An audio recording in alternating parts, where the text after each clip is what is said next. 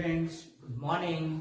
आज हम बायनोमियल के इस लेक्चर में कोएफिशिएंट्स ऑफ द टर्म्स कैसे निकाला जाता है वो देखना है हमने। किसी का भी कोएफिशिएंट एक्सपेंशन में x की पावर 5, x की पावर 6, x की पावर 10, इन एक्सपेंशन में इनके कोएफिशिएंट्स कैसे निकाले जाते हैं वो सीखेंगे हम आज। जैसे मैंने क्वेश्चन लिखा है, find the coefficients of x की power 11 in the expansion of this. इस एक्सपेंशन x की पावर 11 का कोएफिशिएंट फाइंड आउट करना हमने। तो कैसे करेंगे हम? तो सबसे पहले हमें जो गिवन एक्सपेंशन दिया हुआ है, गिवन क्या आपके पास expansion, that is x cube minus 2 over x square की पावर 12। अब यहाँ पे पावर ऑफ बाइनोमियल कितनी है, that is n 12। Power of binomial is 12। तो हम मान के चलेंगे कि यहां पे लेट करके चलेंगे हम, let the term containing x की पावर 11। मान लेते हैं कि जिस टर्म में x की पावर 11 है, आ रहा है, वो कौन सी टर्म मान के चले हम, tr+1 में आ रहा है। x की पावर 11 किस टर्म में आ रहा है, tr+1 में। तो tr+1 हम निकालेंगे, आपको पता है जनरल टर्म है यहाँ पे, और जनरल टर्म क्या होती है, ncr, और n हमें पता है दैट इज 12cr।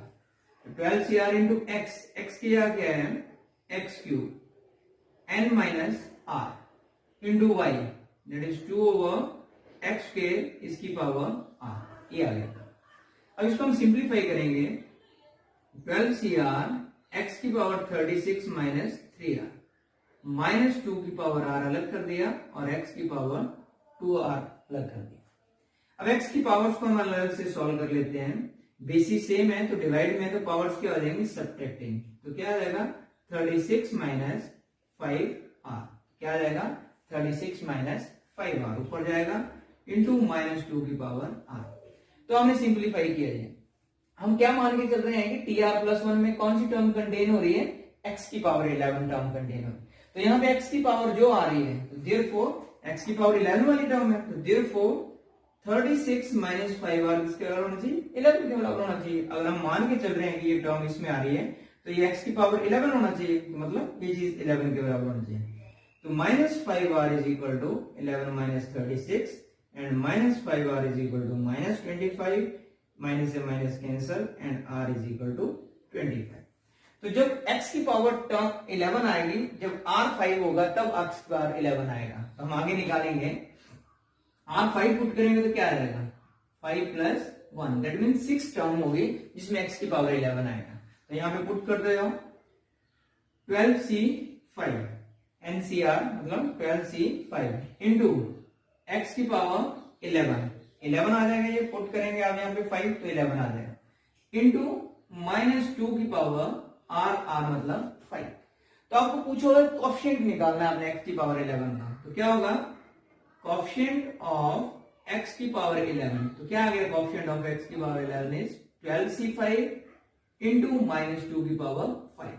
तो इस तरह से आप इवैल्यूएट करोगे। x की पावर 11 का कोएफिशिएंट क्या है, बाकी सारी टर्म जो कांस्टेंट में वो कोएफिशिएंट है x की पावर 11 का। अब इसको सॉल्व करेंगे हम, 12 factorial over 5 factorial into 7 factorial, minus की पावर माइनस रहेगी और 2 की पावर 5 क्या आ जाएगा, 32 आपके पास। अब इसको सॉल्व करते हैं, 12 into 11 into 10 into 9 into 8 into 7 over 5 4 3 2 1 into 7 factorial into minus 32। 7 factorial से 7 फैक्टोरियल क्या हो गया, कैंसिल। अब यहां पे कट करते हैं, 4 इंटू 3 12, 12 से 12 कैंसिल, 5 इंटू 2 10, 10 से कैंसिल। तो आपके पास क्या बचेगा, माइनस, ये कितना आ गया पास, 11 99 को 8 से मल्टीप्लाई किया तो कितना आ जाएगा, 8 9 72, 8 9 72 और 7 कितना आ जाएगा, 79। तो कितना आ गया आपके पास, ये माइनस 729 इंटू 32।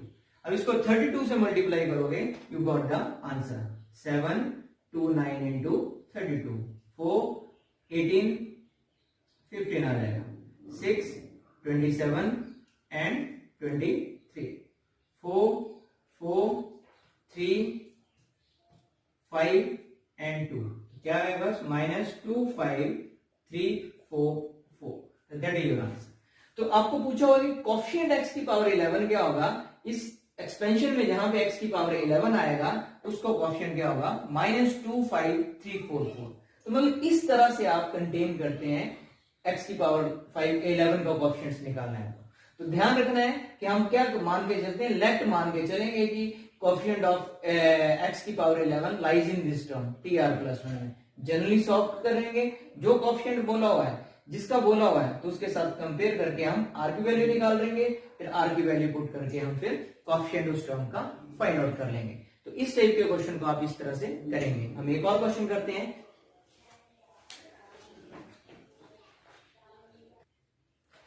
मैंने जैसे एक और प्रॉब्लम लिखी है यहाँ पे, इसी के रिगार्डिंग कोफिशिएंट निकालना है आपने। Find the coefficient of x की power -17 in the expansion of, तो ये एक्सपेंशन चेंज हो गई है, तो वैसे ही करेंगे इस क्वेश्चन को भी। तो गिवन जो चीज दी है पहले उसको, गिवन एक्सपेंशन को लिख लेंगे हम x की पावर 4 -1/x³ की पावर 15। तो यहाँ पे पावर ऑफ बाइनोमियल क्या है, जिसको हम n बोलते हैं, दैट इज 15। अब इसके बाद क्या करते हैं, हम जो कोफिशिएंट जिसका पूछा हम मान के चलते हैं, let the term containing x की पावर -17 इज, मान के चलिए किस टर्म में आ रहा है, tr+1, कि tr+1 में x की पावर -17 आ रहा है। तो हमें पता है कि tr+1 is a general term, और जनरल टर्म को लिखते हैं हम ncr। तो n कितना है यहाँ पे, 15cr इंटू x की power that is 15 - r into y की पावर r, ये आ गया। अब इसको सिंप्लीफाई करते हैं, दैट इज x की पावर 60 - 4r -1 की पावर r ओवर x की पावर 3r। अब x की पावर्स को सिंप्लीफाई किया हमने, तो आपके पास क्या आ गया, 60 माइनस, ये ऊपर जाएगा 7r इंटू -1 की पावर r, x की पावर इकट्ठी कर दिया। अब हमने ये माना हुआ है कि x की पावर -17 इस टर्म में आ रहा है, तो मतलब ये जो x की पावर जो चीज है that should be equal to -17। Therefore 60 - 7r is equal to -17 होना चाहिए। अब कंपेयर करते हैं, -7 इज इक्वल टू -17 - 60। सॉल्व किया आपने, -7r is equal to -77, minus से minus cancel, and r is equal to 11। तो हमने r11 निकाल लिया। जब r11 होगा तब ये टर्म x की पावर -17 होगी। अब हम इसको r को इसमें पुट करेंगे, तो देयरफॉर क्या आ जाएगा, 11 + 1, तो मतलब 12th टर्म होगी जिसमें x की पावर -17 आएगा। तो क्या आएगा आपके पास, 15c11 यहाँ पे आ गया, इंटू x की पावर 11 पुट किया यहाँ पे, तो -17 आ जाएगा, क्योंकि हमें पता है 60 - 7r -17, इंटू -1 की पावर दैट इज 11, r की वैल्यू है 11। अब इसको हम सिंप्लीफाई करें, कोफिशिएंट पूछा हुआ है, तो हमारे पास क्या आ गया, कोफिशिएंट ऑफ x की पावर -17 इक्वल टू क्या आ गया, 15c11 इंटू -1 की power 11, this is the coefficient.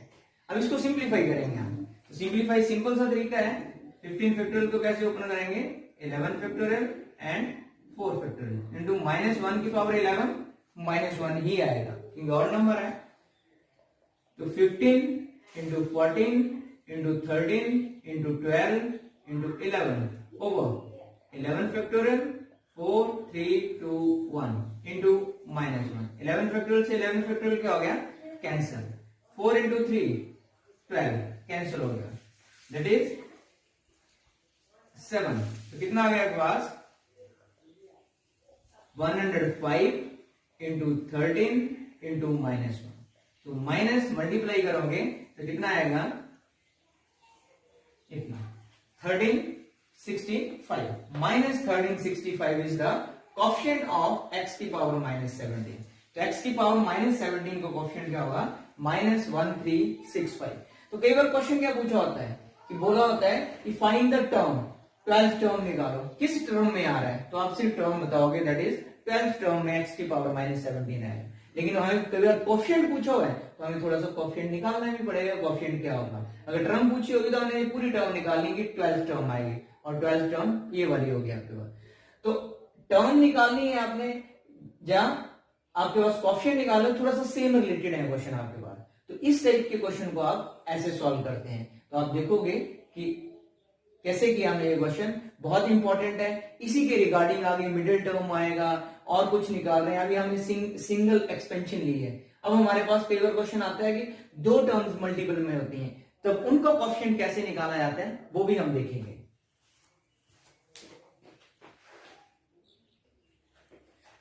अब हम इस क्वेश्चन को करेंगे जिसमें प्रोडक्ट ऑफ टू टर्म्स है।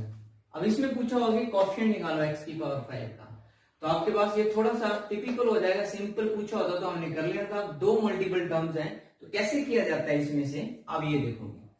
जो चीज आपको दी हुई है 1 प्लस 2x की पावर 6 इंटू 1 माइनस x की पावर 7, ये ले लिया। अब यहां पे मैंने इसको एक्सपेंड करना है बाइनोमियल।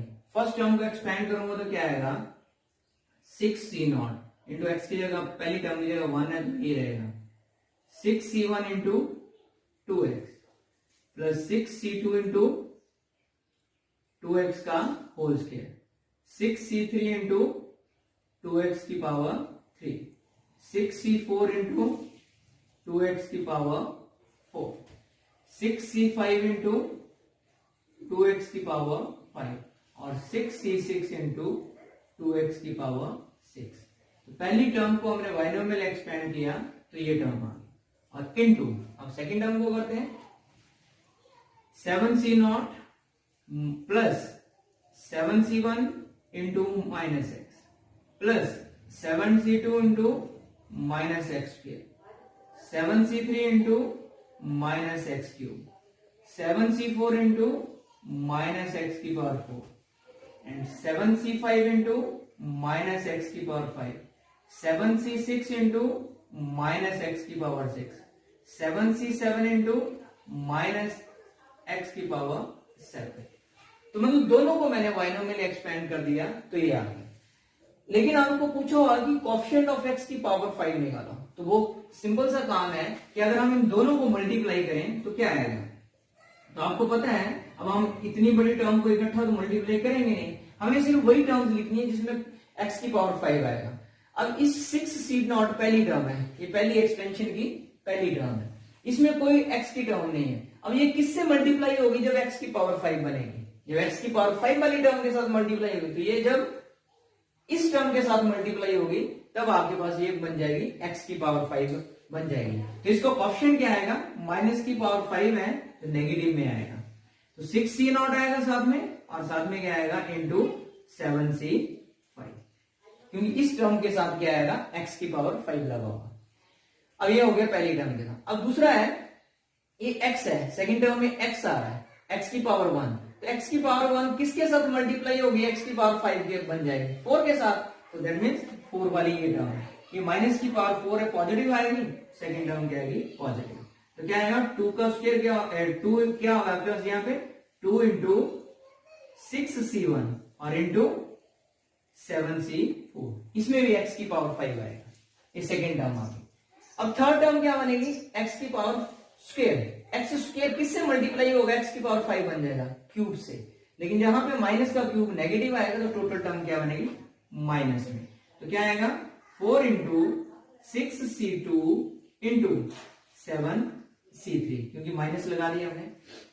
अब अगली टर्म पे आते हैं, एक्स क्यूब आएगा यहाँ पे, तो एक्स क्यूब किससे मल्टीप्लाई होगा कि 5 बन जाए, स्क्वायर के साथ, तो माइनस का स्क्वायर पॉजिटिव होता है तो हम पॉजिटिव टर्म लेंगे, तो क्या आएगा 2 का cube 8 into 6c3 into 7c2। इसी तरह से हम 6c4 ये 2 इंटू एक्स की पावर 4 है, तो x की पावर 4 किससे मल्टीप्लाई होगा, x की पावर 5 बन जाए x से, तो माइनस में आएगी टर्म, माइनस 2 की पावर 4 क्या होगा 16 इंटू 6c4 और इंटू क्या आ जाएगा 7c1। अब अगली टर्म है x की पावर 5, x की पावर 5 तो यहीं पे आ गया, तो ये बिना x वाली टर्म के साथ जब मल्टीप्लाई होगी तब x की पावर 5 आएगा, तो क्या है आपके पास 2 की पावर 5 क्या होगा 32 into 6c5 into 7c not. तो ये जो टर्म्स लिखी हैं मैंने, इन सब के साथ x की पावर 5 आएगा, तो ये कोएफिशिएंट है सबके, x की पावर 5 के कोएफिशिएंट्स लिख दिए मैंने सारे। अब इसको हम इवेल्युएट करेंगे तो आपके पास आंसर आ जाए। तो सिंपल सा काम है, 6c नॉट, किसी के साथ भी नॉट लगता है तो वो हमेशा 1 होती है वैल्यू आपके पास।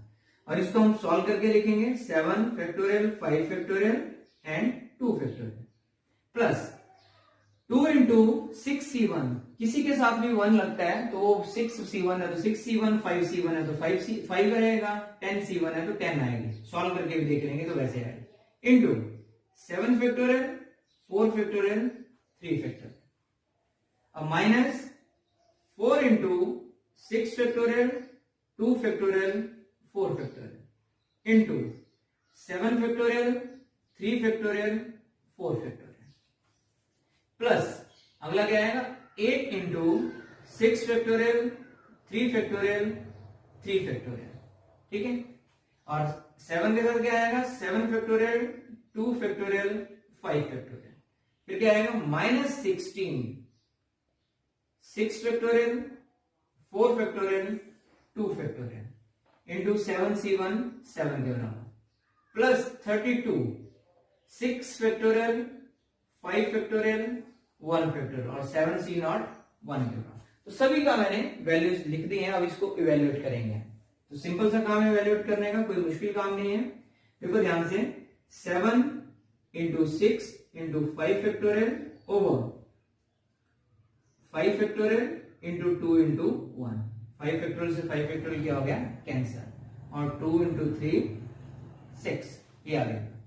इसी तरह से हम यहां पे करेंगे, थोड़ा सा नीचे लिखते हैं क्योंकि इसके साथ पैरेलल ही आ जाएगा, -1 इंटू तो क्या आ जाएगा 7 6 5 over 5 factorial into 2 into 1 plus 2 into 6 into 7 6 5 4 over 4 factorial 3 into 2 into 1 as it is, minus 4 into 6 5 4 factorial into 2 into 1, 4 factorial as it is रहने दिया और 2 को ओपन करके लिख दिया into 7 6 5 4 over 3 into 2 into 1 and 4 factorial plus 8 into 6 5 4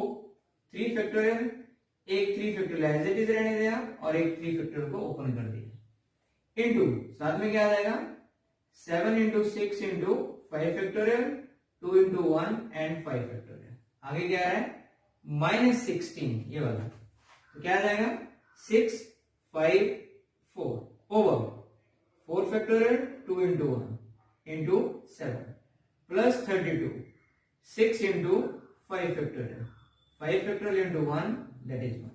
अब जो cut होता है वो काट देना आपने, 5 फैक्टोरियल से 5 फैक्टोरियल कैंसिल, 2 3 6, कितना आ गया ये -21। 4 फैक्टोरियल से 4 फैक्टोरियल कैंसिल, 3 2 6, तो कितना आ गया 12 इंटू 35, फिर माइनस 4 फैक्टोरियल से 4 फैक्टोरियल कैंसिल, 3 5 3 15, 15 4 60, ये आ गया, और 4 फैक्टोरियल से 4 फैक्टोरियल कैंसिल, 6 से 6 कैंसिल इंटू 35 प्लस 3 फैक्टोरियल से 3 फैक्टोरियल कैंसिल, 3 2 6, तो ये कितना आ गया पास 5 to 4 20, 20 को 8 से मल्टीप्लाई किया 116, और 5 फैक्टोरियल से 5 फैक्टोरियल कैंसिल, 2 3 6 इंटू 21 माइनस 4 से 4 फैक्टोरियल कैंसिल, 2 3 6, 5 3 15, 15 को 16 से मल्टीप्लाई किया that is 240 into 7 plus 32 into 6, ये आ गए सारे वैल्यू। अब सभी को सॉल्व कर देते हैं, -21 प्लस यहां पे कितना आएगा 60 बाटे 36, 36 और 6 42, माइनस 6 18, 18 और 3 21, माइनस इतना आ गया, फिर यहां पे प्लस 3360, यहां पे 0 8 1680, फिर प्लस 192, ठीक है। तो ये सारी वैल्यूज आ गई। अब जो प्लस वाली टर्म है उनको अलग से ऐड कर लो और जो माइनस वाली टर्म है उनको अलग से ऐड कर लो। ये प्लस वाली टर्म है, ये प्लस वाली टर्म, तो प्लस वाली को अलग से ऐड करता हूं मैं। ध्यान से देखो 2 0 है, 2 0 है, 2, तो यूनिट प्लेस पे क्या आएगा 2। टेंथ प्लेस पे 9 9 6 15, 15 और 2 17, 1 रिमाइंडर। फिर 100 प्लेस पे 2 3 6 2 3 5 5 और 4 9 और साथ में 3, ये आ गया। तो प्लस में ऐड किया तो ये है। अब माइनस वाली टर्म्स को ऐड करो, तो माइनस वाली टर्म कौन सी, ये है और ये। यूनिट प्लेस पे क्या है 0 0 1, तो क्या आएगा 1। और टेंथ प्लेस पे क्या है 8 2 10, 1 बचा रिमाइंडर। 100 प्लेस पे 6 प्लस 1 7 7 1 8, ये आ गया। और 1000 प्लेस पे 1 2, कितना आ गया 3, ये बन गया। अब इनको सॉल्व किया आपने, 2 1 आएगा, 7 7 आएगा, 9 1 आएगा, तो 3 से 3 कैंसिल हो 171। तो कोएफिशिएंट ऑफ x की पावर 5 क्या आएगा 171 आएगा। तो इसको आपने प्रॉपरली इवैल्यूएट कैसे करना है ये ध्यान से देख लो। ये कई बार इस तरह से आती है, प्रोडक्ट ऑफ टू टर्म्स में पावर्स कुछ भी हो सकती है। यहाँ पे 6 और 7 है पावर, यहाँ पे 3 भी हो सकती है, 4 भी हो सकती है, 5 भी हो सकती है, 6 भी होती है, 6 भी हो सकती है, 7 भी हो सकती है, वो डिपेंड कुछ भी कर सकता है। लेकिन ये प्रोडक्ट ऑफ टू टर्म्स में आता है तो कोएफिशिएंट कैसे निकाला जाता है, इस तरह से आप उसका कोएफिशिएंट निकालते हो। तो बहुत इंपॉर्टेंट क्वेश्चन है ये वाला।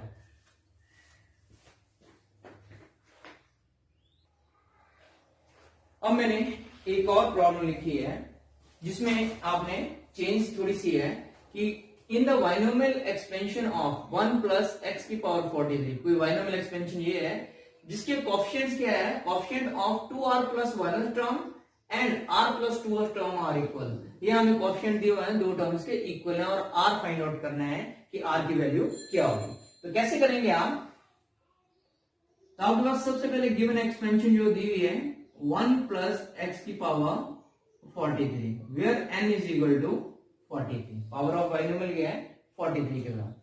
अब सबसे पहले हम t 2r प्लस 1 निकालते हैं, that is 2r plus 1 term किसके बराबर, तो क्या होती है 2r प्लस 1 ncr, तो ncr की जगह क्या है यहाँ पे 2r इंटू x की पावर x की पावर 43 माइनस आएगा वो 1 ही रहेगा और इंटू y की पावर 2r, तो ये आएगा आपके पास t 2r प्लस 1 टर्म। इसी तरह से हम t r प्लस 2 निकालेंगे, तो r प्लस 2 को इसी फॉर्म में लिखना है, तो कैसे लिखूंगा मैं r प्लस 1 प्लस 1। अब हमें पता चल गया अगर जनरल टर्म का फॉर्मूला लिखाएंगे तो क्या आएगा ये ncr, r की जगह यहां पे क्या है r प्लस 1 इंटू x की पावर दैट इज 2r था, अब यहां पे क्या आ जाएगा r प्लस 1, क्योंकि 43 c r plus 1 into x की पावर r प्लस 1, क्योंकि x प्लस y है तो x की जगह 1 है और y की जगह x है, तो सीधा x की वैल्यू 1 होगी और y की जगह x आ जाएगा, तो ये टर्म्स आ जाएगी। अब अकॉर्डिंग टू क्वेश्चन क्या बोल रहा है, अकॉर्डिंग टू क्वेश्चन बोल रहा है coefficient of t 2r plus 1 is equal to coefficient of t r plus 2, दोनों को कोएफिशिएंट बराबर है, ये बोला हुआ क्वेश्चन में, इन दोनों को कोएफिशिएंट बराबर है। तो फर्स्ट टर्म का कोएफिशिएंट क्या है 43c2r और दूसरे का क्या है 43cr प्लस 1, ये दोनों बराबर है। तो आपने बाइनोमियल परमुटेशन में पढ़ा हुआ है कॉम्बिनेशन में कि दो टर्म्स ये इक्वल कब होती हैं, जब ये दोनों बराबर हो, कि 43 तो 43 के बराबर ही है, ये दोनों टर्म्स इक्वल है। और ये बराबर कब होगा, जब ये चीज इसके बराबर होगी, एक पॉसिबिलिटी होगी, और दूसरी जब ये चीज दोनों को ऐड करें तो वो 43 के बराबर है। तो देयरफॉर क्या होना चाहिए, we know that 2r plus r plus 1 को ऐड करें तो दोनों को ऐड करके क्या आना चाहिए आपके पास 43 3। तो 2r प्लस r कितना हो जाएगा 3r, 1 उधर जाएगा तो 42, तो r कितना आ जाएगा आपके पास डिवाइड करके 14। तो जब r 14 होगा आपके पास तब इन दोनों टर्म्स का कोएफिशिएंट क्या होगा, बराबर होगा। तो देखो r जब 12 होगा तो क्या होगा, यहाँ 14 होगा तो क्या होगी, पहली टर्म क्या होगी 29 और दूसरी क्या होगी 16। बस 16 टर्म और 29 टर्म को कोएफिशिएंट क्या होगा, बराबर होगा।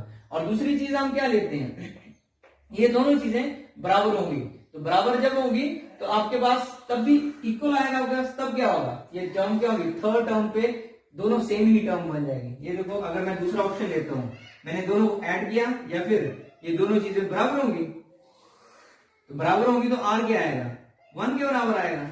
जब r 1 आएगा तो ये दोनों टर्म डिफरेंट नहीं होगी, तो दोनों टर्म क्या हो जाएंगी, सेम हो जाएंगे। पुट करके देखो 1 पुट करोगे तो 3 आएगा, 1 पुट करोगे तो 3 आएगा, दोनों टर्म सेम बन जाएंगे। तो सेम टर्म तो सेम ही रहती हैं, उसमें कोई चेंज नहीं आती है, इसलिए आपने ऐसे नहीं इसको sum of this is equal to 43 करके r इक्वल टू 42 करना है। जब r 14 निकलता है ये दोनों टर्म डिफरेंट आएंगे, ये 29 टर्म आ रही है और ये 16 टर्म आ रही है। तो 16 टर्म और 29 टर्म का कोएफिशिएंट इक्वल आ रहा है, तो r जब 14 होगा। तो इस तरह से आप इस क्वेश्चन को फाइंड आउट, तो कोई भी क्वेश्चन हो सकता है, एक्सपेंशन चेंज हो सकती है, कोएफिशिएंट कुछ और हो सकते हैं और r की वैल्यू कुछ और आएगी। तो मतलब इस टाइप के क्वेश्चन को आप इस तरह से सॉल्व करते हैं। तो आप ये देखोगे, दैट्स ऑल फॉर टुडे, आज के लिए बस इतना ही काफी है, यही प्रॉब्लम्स आप कर लोगे वही काफी है आपके लिए। That's all for today. Thank you. Have a nice day. Stay home and stay safe.